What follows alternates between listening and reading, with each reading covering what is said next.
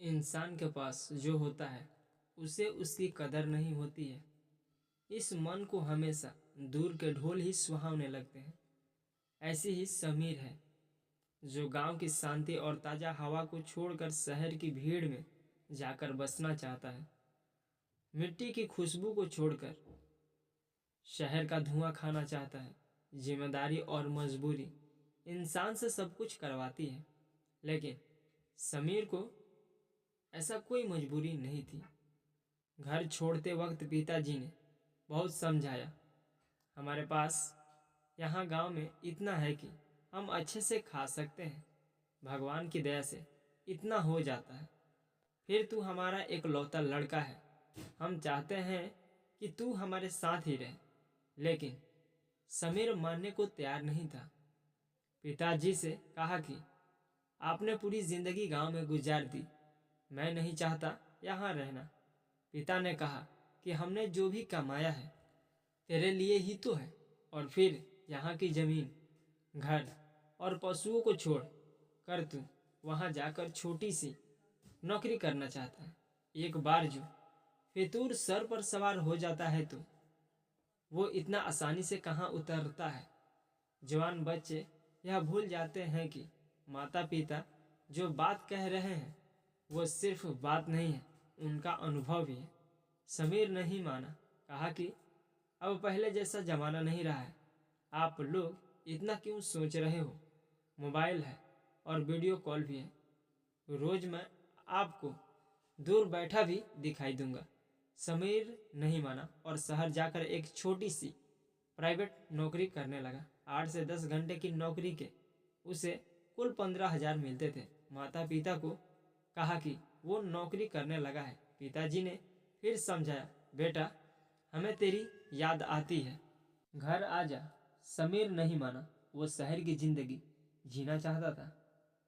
समीर की माँ भी परेशान थी, लेकिन उसके पिता ने उन्हें समझाया कि कर लेने दो, उसे अपने मन की, कुछ दिन में वापस आ जाएगा। आखिर कब तक वो हमारे अनुभव से चलेगा? उसे भी अपना अनुभव तैयार करने दो। घर में जहाँ अपनी मर्जी से काम किया करता था, वही यहाँ उसे किसी की सुनना पड़ता था। 2 महीने उसने कोशिश की, लेकिन फिर समीर को अब काम का कुछ ज़्यादा लोड रहने लगा। प्राइवेट नौकरी में समय का कोई ठिकाना नहीं रहता था। घर पर बात करना धीरे धीरे कम होने लगा। करीब 4 दिन बाद जब उसने अपने घर का फ़ोन उठाया तो उसके पिता ने बोला, बेटा ऐसा क्या काम करना कि फ़ोन पर बात भी करने का समय ही ना मिले। पिताजी बोले, बेटा तेरी माँ का पैर टूट गया 3 दिन पहले। समीर ने पूछा कि माँ अब ठीक है? पिताजी बोले, प्लास्टर चढ़ा है। समीर ने कहा, पापा आप वीडियो कॉल से बात करवा देना, अभी मुझे छुट्टी नहीं मिल सकती। गांव में ठीक से नेटवर्क ना होने के कारण वीडियो कभी रुकती है, कभी दिखाई देती है, इसलिए अधिकतर वो सिर्फ बात किया करते थे। लेकिन आज माँ के पैर टूटा था। माँ ने फ़ोन पर बेटे से बात कर ली। बोली, मैं ठीक हूँ, और हर माँ की तरह तू कुछ खाता नहीं है क्या? देख कैसा मुंह निकल गया है तेरा। मैं कुछ दिन के लिए आ जाऊँ? समीर अपने दोस्तों के साथ एक छोटे से कमरे में रहता था। किराया ज़्यादा और जगह कम, इसलिए माँ को हमेशा माना करता था।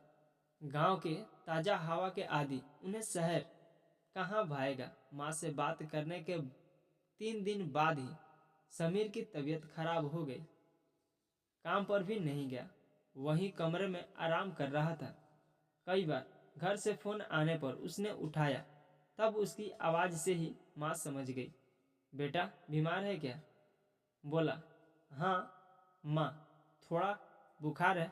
माँ ने फिर कहा, बेटा घर आ जा, थोड़े दिन आराम करके वापस चले जाना। समीर ने फिर आनाकानी की। अगले दिन समीर अपने कमरे में सोया था, तब दरवाजे के खटखटाने की आवाज़ होने पर दरवाज़ा खोलता है। दरवाजे पर उसके मम्मी और पापा थे। समीर की माँ का प्लास्टर अभी भी था, सहारे के साथ चल रही थी। समीर को विश्वास नहीं हुआ कि ऐसी हालत में और दर्द में उसकी माँ यहाँ आ जाएगी। माँ, तुम यहाँ क्यों आ गई? वीडियो कॉल पर बात कर लेते। बेटे की बात खत्म होने से पहले, अरे आग लगे तेरे फोन, अच्छा नहीं दिखाई देता तू, कितना दुबला हो गया, और फोन में मैं तुझे छू भी तो नहीं सकती। समीर ने अपनी आंखों के आंसुओं को बड़ी मुश्किल से रोका, क्योंकि उसे पता था कि उसके एक आंसू निकलने पर उसकी माँ के ना जाने कितने निकलेंगे। माँ बोली, बेटा तू नहीं आ सकता, हम तो आ सकते हैं, हमें किसी से पूछना नहीं होता। माँ बाप का दिल तो तब समझ पाएगा जब तेरी कोई औलाद होगी।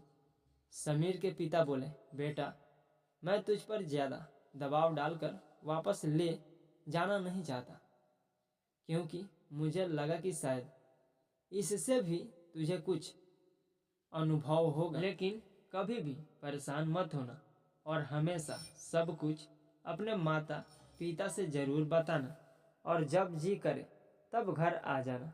आखिर में समीर ने इन सब से भी सीखा कि वो कितना खुशकिस्मत है, उसके पास ऐसे माता पिता हैं। साथ ही मजबूरी नहीं है काम करते रहने की, वो जब चाहे वापस घर जा सकता है। अब वो अपनी माता पिता से ज़्यादा प्यार करने लगा। आपको कहानी कैसी लगी कमेंट कर हमें ज़रूर बताएं, और ऐसी ही नई नई कहानियाँ सुनने के लिए हमारे चैनल को सब्सक्राइब करें और कमेंट में बताएं कि आपको कैसी कहानी सुनना पसंद है। इस वीडियो को पूरा सुनने और देखने के लिए आपका धन्यवाद।